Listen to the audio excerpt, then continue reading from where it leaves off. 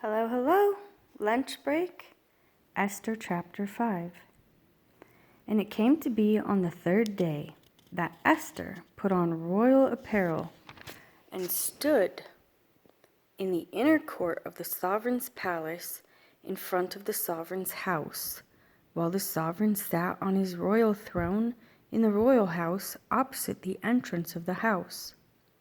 And it came to be when the sovereign saw Sovereigness Esther standing in the court, that she found favor in his eyes, and the sovereign held out to Esther the golden scepter which was in his hand. And Esther went near and touched the top of the scepter. And the sovereign said to her, "What is it, Sovereigness Esther, and what is your request?" "Up to half my reign, and it is given to you." And Esther answered, "If it pleases the sovereign, let the sovereign and Haman come today to the feast which I have prepared for him." And the sovereign said, "Get Haman at once and do as Esther has said." Then the sovereign and Haman went to the feast which Esther had prepared. And the sovereign said to Esther at the feast of wine, "What is your petition? And it is given you. And what is your request?" "Up to half my reign, and it is done." And Esther answered and said, "My petition and request is this: if I have found favor in the eyes of the sovereign, and if it pleases the sovereign to give my petition and perform my request, then let the sovereign and Haman come to the feast which I make for them, and tomorrow I shall do according to the word of the sovereign." And Haman went out that day rejoicing with a glad heart. But when Haman saw Mordecai in the sovereign's gate, and that he did not stand or tremble before him, he was filled with wrath against Mordecai. And Haman held himself in and came to the house, and he sent and called for his loved ones and Zeresh his wife. And Haman recounted to them the esteem of his wealth and his many sons, and all in which the sovereign had promoted him, and how he had exalted him above the officials and servants of the sovereigns. And Haman said, "Besides Esther, the sovereigness, let no one but me come in with the sovereign to the feast which she prepared, and tomorrow too I am invited by her along with the sovereign. But all this does not suit me, as long as I see Mordecai the Yehudi sitting at the sovereign's gate." So his wife Zeresh and all his loved ones said to him, "Let a wooden structure be made 50 cubits high, and in the morning speak to the sovereign that Mordecai be hanged on it, and go with the sovereign to the feast rejoicing." And the word pleased Haman, and he had the wooden structure made. And on that night the sleep of the sovereign fled, and he commanded to bring the book of the records of the annals, and they were read before the sovereign. And it was found written that Mordecai had told of Bigthana and Teresh, two of the sovereign's eunuchs, the doorkeepers who had sought to lay hands on sovereign Ahasuerus. Then the sovereign said, "What has been done in value or in greatness to Mordecai for this?" And the sovereign's servants who attended him said, "Naught has been done for him." And the sovereign said, "Who is in the court?"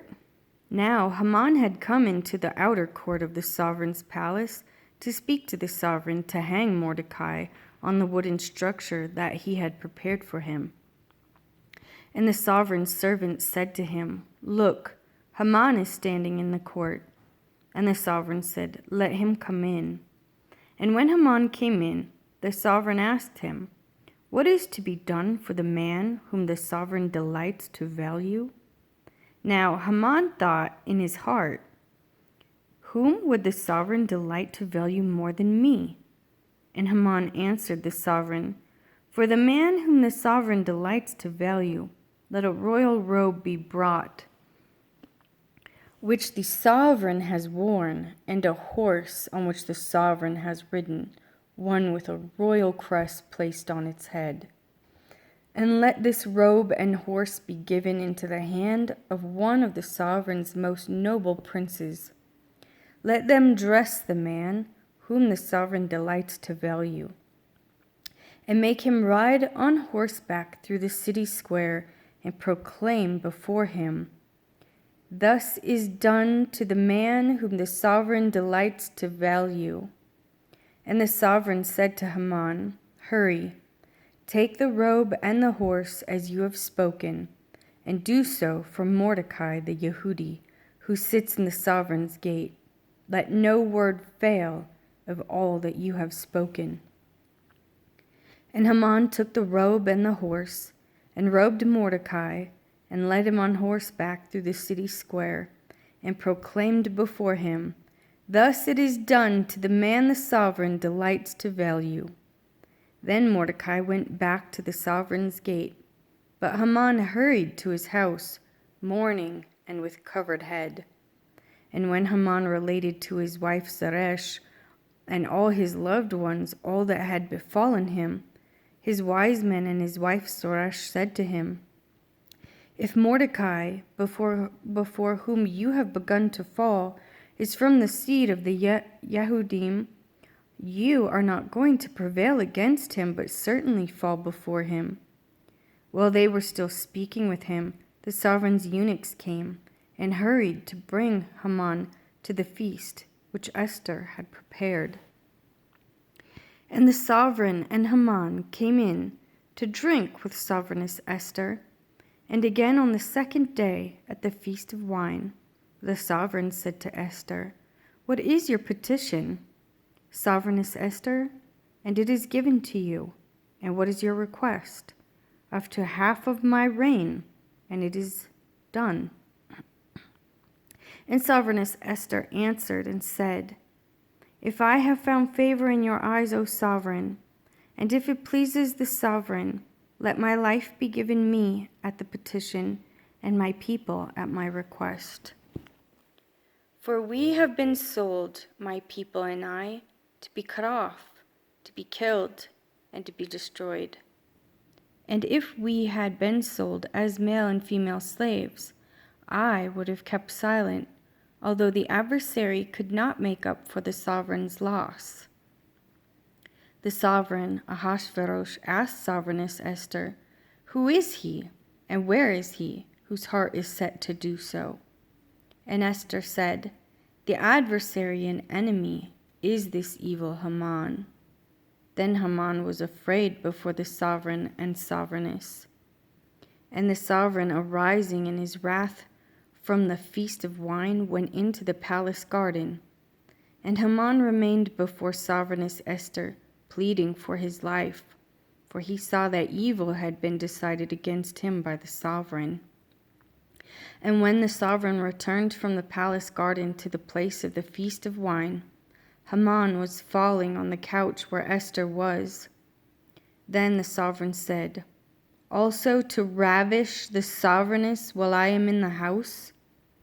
As the word left the sovereign's mouth, they covered Haman's face. And Harbona, one of the eunuchs, said to the sovereign, "Also see the wooden structure, 50 cubits high, which Haman made for Mordecai, who spoke good on behalf of the sovereign, in standing at the house of Haman." And the sovereign said, "Impale him on it." And they hanged Haman on the wooden structure that he had prepared for Mordecai, and the sovereign's wrath abated.